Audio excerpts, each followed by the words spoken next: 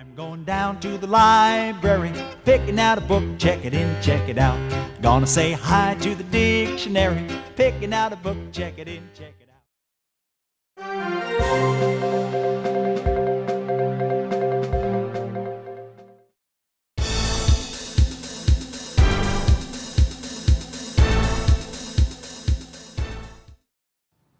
Hi folks, Dee here, coming to you from my van.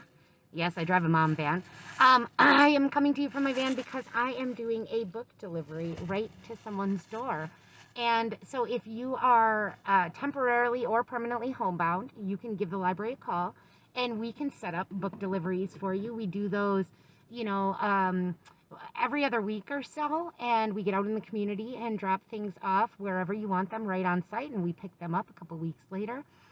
So if you are interested in that service, please give us a call. Thanks.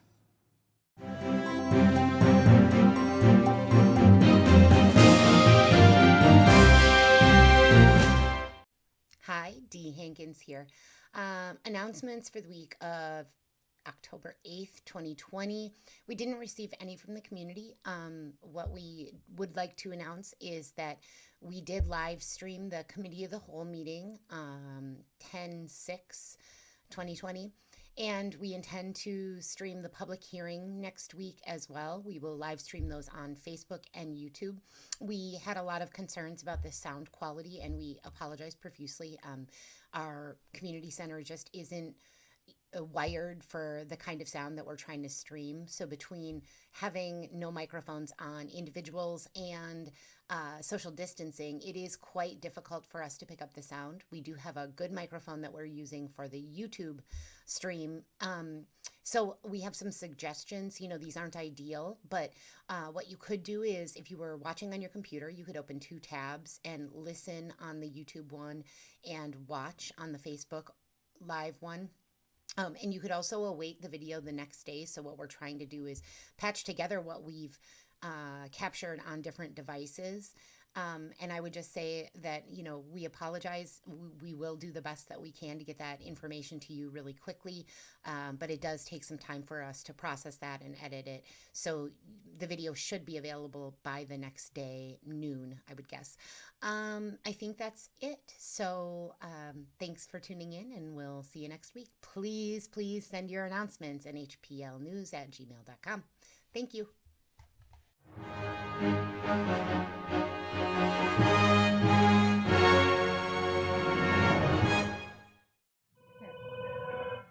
You need to take that? I may, but I'll let you know. Okay. So I'm Dee Hankins. I'm here with Melissa in the Paint Department of True Value. So hi, Melissa. Welcome, and thank you for being with us. Thanks for having me. Yeah, no problem. I'm embarrassed that I haven't memorized these yet, so I'm just going to jump right into the up-close interview this week. So tell me, Melissa, a little bit about your role in the community. I would say my role in the community is that I own the local hardware store. Okay. I have been, one of the questions is how long you've been in the community, so I'm going to kind of go into that. I was born and raised in New Holstein. This is my hometown. My mom and dad bought the hardware store in 1987, and I bought it 7 years ago. So 2013, I purchased a hardware store. So I would say in a role in the community would be a business leader, a business owner. I try to be an advocate of, pushing forward, being strong women. Yeah, I was actually going to mention that, because when you said your role was just to own a hardware store, I was thinking about all these, I'm a new implant in this community, and you are one of the first people I met coming into your store, and you had so much expertise in remodeling and so much encouragement for me every time I'd come in and go, I don't know if I can do this. And you were just so yeah, advocate is the best. I love that description. Well, that's a good way to put it. I've done a lot of growing in the last couple of years. And one of the things that I've taught myself is not to talk down to myself. Yeah. That, self-love is important. And really, there's so many women out there that just need empowering, and just that really, there are a lot of women that are out there that just, and including me, I needed some oomph, some push. So yeah. And I'm going to tell you, I kind of got that from my mother too. Yeah. I can see that. So I would say my mom and dad, I have two brothers, an older and a younger, and they never treated me like the girl. So Yeah. they were always like, get in and do it, and that's why I own the hardware store now. Yeah, it's so cool. I love it. So thank you. You talked about how you ended up in New Holstein. So you have been here, born and raised, whole life. And then you took over the hardware store 7 years ago, you said? Yep, 7.5, just over 7. Yeah, my mom and dad still live in the same house that they built the year I was born. I'm going to age myself, but in 1973. Went to the Catholic school, went to the high school, graduated from New Holstein High School. So did my mom and dad. So did Jeff, my fiance that runs it, the hardware store with me. So we are pretty much like, this is our hometown, like local love. We're all about our community. So yeah, it's been, we now live across town. But yeah, the only time I left was when I went to Oshkosh for a couple years, and then I came back to move the hardware store over into this building for a semester. I know how those things work out. I know. So here I am. Yeah, that's great. So you've been here so long, you have to have favorites in town. What's your favorite event, restaurant, place to go, thing to do? You know, I think all of it is so near and dear to my heart. But if I had to say one thing, it's kind of a love-dislike thing, but I would say it's probably the New Holstein Parade. The parade. We missed it this year. Every year we go into it and we're like, oh, I've been doing them so long, and then there's been so many times that I've gone through twice. And I like adrenaline rushes. I love pressure. Yeah. So for me to like get back down there and go through, so as much as I say I don't like it, I do like the rush of it. Oh, of course. Just the people, and then to me it's very heartfelt when I go past the hardware store and I see the people there, and then I get to see, you know, just a different perspective on it. So, and then when you're going, everyone's yelling your name because they all know you. So we did it one year at the library, and it was so hot and miserable. So I get the like love-hate because it was kind of exhausting, but it was so much fun. People greet you so warmly, and you feel a sense of community on that day. I agree. That's good. Cool. As far as restaurants, we have so many good ones. I can't say I like something from all of them. I can't pick one. That's okay. Maybe that'll go with this one. I do have a favorite though. Something brand new. Oh, I will tell you. What is it? So within the last year, it's the Refinery Aesthetics Bar. Okay, cool. It's above the flower shop, and she does facials, and up until a year ago, I never did them, and I'm gonna tell you. Yeah, life-changing. Self-care. Again, just, it's one of those unique little things that we actually have here, and it is flippin' amazing. That's so cool that you mentioned it. Actually, Brooke is in the lineup for interviews, so we'll get to talk about that. I think just in the coming week. Okay, fun. This question is another personal question. If you could have a meal from with anyone from history or present, and it doesn't have to be somebody famous, who would it be, and what would you be eating? Okay.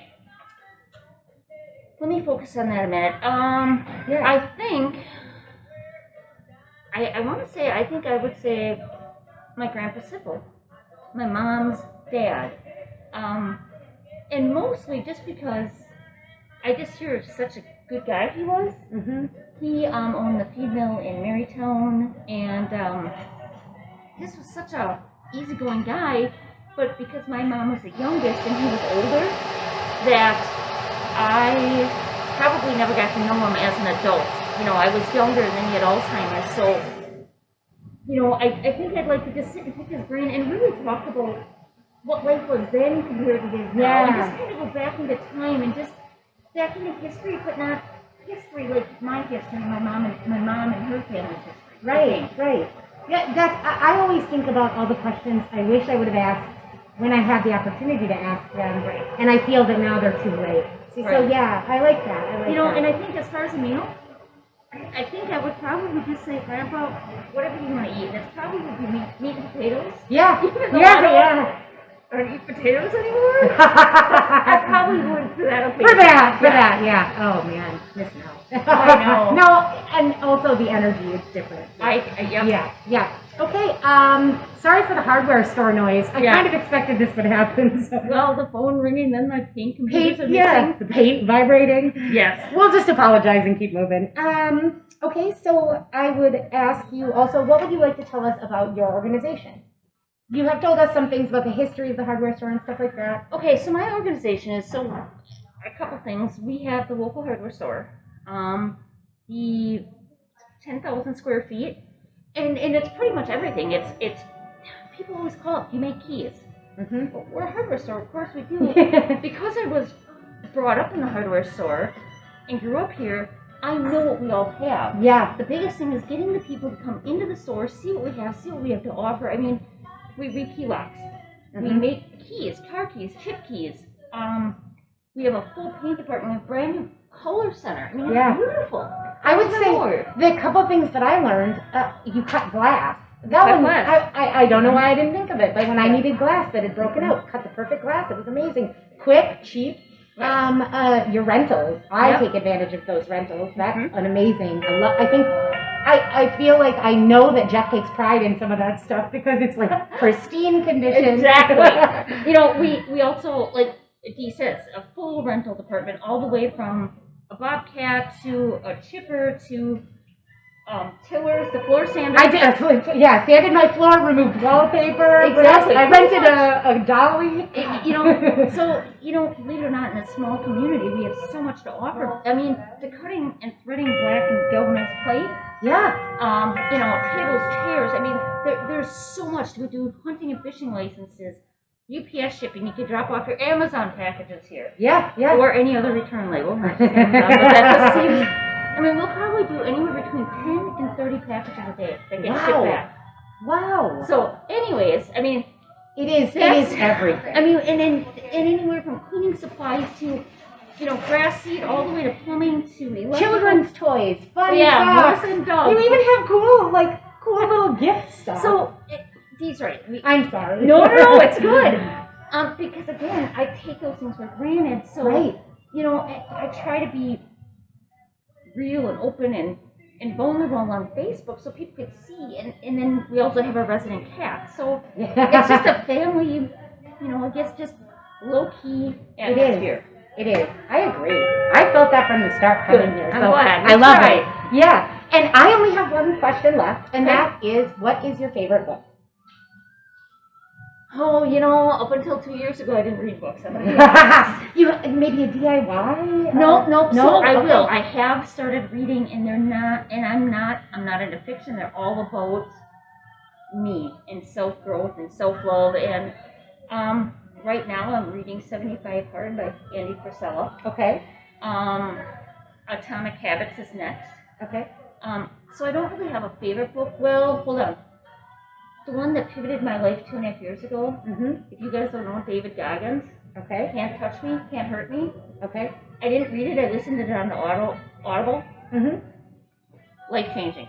Life-changing. The guy is freaking a monster man, motivating. So I would say probably, I didn't read the book, but I listened to it on Audible. Yeah. David Goggins. That's okay. That's still a book. And if it's pivotal in your life, I feel like that's the perfect favorite book. He literally shifted my mind that our mind will put before our body ever does. And if you know anything about me, I'm all about pushing my body and that challenge and that. So that really, and then having him in the background of the book talking was I had tears in my eyes. So I would say that's it. And you'd recommend even maybe the audio version because there's yes, as long as you're okay with some of there's some swears. Yes, there's some swears. A lot.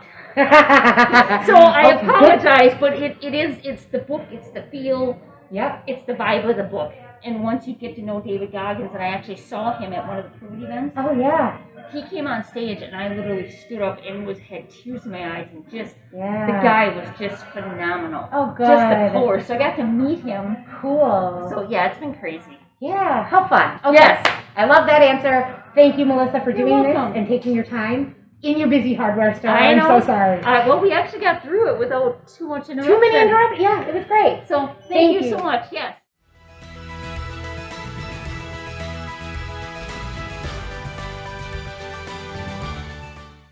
Hi, I'm Renee, that's Nina, and we work here in the Holstein Public Library, and we both actually started like a day apart from each other. Yes. And one of the things that we discovered is that we both are voracious fiction readers, and we discover series together, so we like to tell each other about it. And one of them is the Jenny Colgan series. She's a British writer, and Nina, if you want to tell everyone about her. She actually is from the UK.